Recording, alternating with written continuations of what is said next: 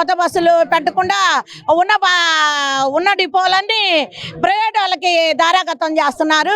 ఆ ఎలక్ట్రికల్ బస్సులు తీసుకొస్తున్నారు, ప్రైవేట్ వాళ్ళకి అప్పచెప్తున్నారు. అవి గిన్నిస్ బుక్లో ఎక్కిన ఆర్టీసీ మాదైతే మాలో అంత సత్తా ఉన్న ఏపీఎస్ఆర్టీసీ అయితే వేరే వాళ్ళు ప్రైవేట్ వాళ్ళని తీసుకొచ్చి మా సమస్యలో పెట్టేదేంది? మేము ఎండనక గాలనక వాననక ఇన్ని సంవత్సరాల నుండి సంస్థను అభివృద్ధిలోకి తీసుకొస్తే వాడెవడో వస్తే వాడికి ప్రైవేట్ సంస్థ కింద ప్రైవేట్ వాళ్ళకి మా ఆస్తుల్ని అప్పచెప్పేదేంది? ఇవన్నీ ఒక వ్యక్తి అయితే ఆర్టీసీ వాళ్ళని ఆ లేడీస్కి ఒక రెస్ట్ రూములు లేవు. ఒక 50 సంవత్సరాలు, ఇప్పుడు నేను చేరి 30 సంవత్సరాలు అవుతుంది. 30 సంవత్సరాలు అయితే ఇంతవరకు ప్రమోషన్ లేదు.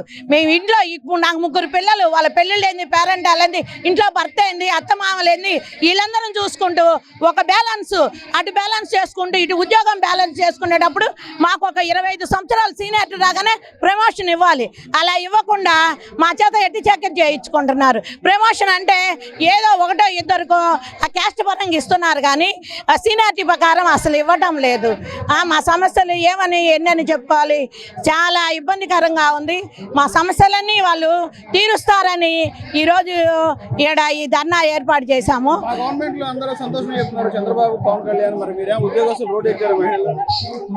గవర్నమెంట్ మీ పథకాలు బాగానే ఉన్నాయండి, పథకాలు మేము బాగాలేదని చెప్పడంలా